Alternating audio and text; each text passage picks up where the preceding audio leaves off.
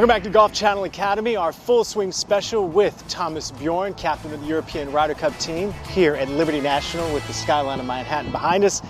And Thomas, you got the longest club in the bag, and that is the driver. Walk us through what you do fundamentally with the driver.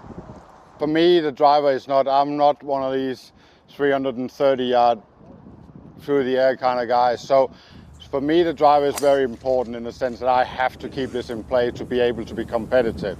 So I actually take my driving down in the sense that I don't try and go at it very hard. It's so easy to get dragged into it in the modern game, trying to hit the ball hard. But when I look at all my numbers, they say that as hard as I hit it, I gain 6 to 8 yards by hitting it as hard as I can or going down to 80%. So there's no point for me to really go at it hard.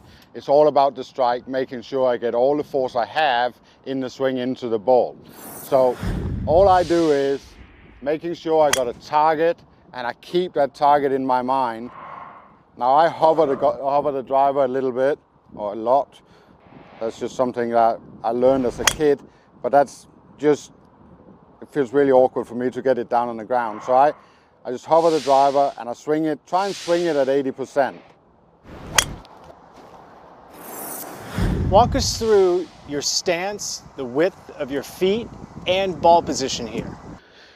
So for me, it's again getting really, really strong in your legs and strong in your body over the ball, making sure you're in a great position in your feet. From here, it's just a full-on turn, left shoulder turned all the way back. The ball is just for me just on inside the foot. That's kind of where I want it. If I want to get it up in the air, I'll move it a little bit forward. If I want to keep it low, I'll move a little bit back, but I really like it just on that left heel. So, but all I think about every time I hit a driver is really get that full left shoulder turn on the way back.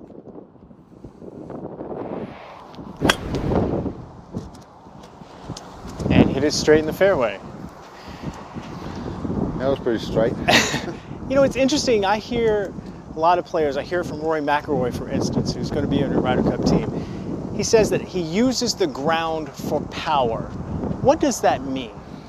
Well, it means that, so great exercises you can do to understand what the power of the ground is. Well, when you swing the golf, if you stand with a really, really open stance like this, and you feel like your right foot turns into the ground. So you really grab the ground with your foot and then you turn on top of the foot. You can feel how the foot is pressurized into the ground. And exactly the opposite. So that's great exercise for your backswing to feel like you load. And exactly the opposite when you go the other way. When you're on the top of the backswing, you feel like your right or your left foot goes into the ground and then when he comes into the ball, his whole body stretches up through. That's where he gets his power from. So he would feel like his right foot is grabbing the ground on the way back, his left foot is grabbing the ground on the way through. And that's where all the power is created from. All right, Thomas, one last time, your beautiful drive. We'd like to see a draw right off the Freedom Tower there. Okay.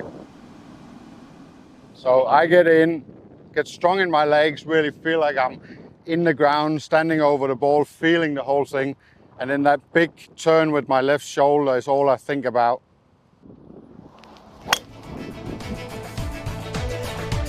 Thomas, great stuff with the driver and the full swing. We appreciate your time.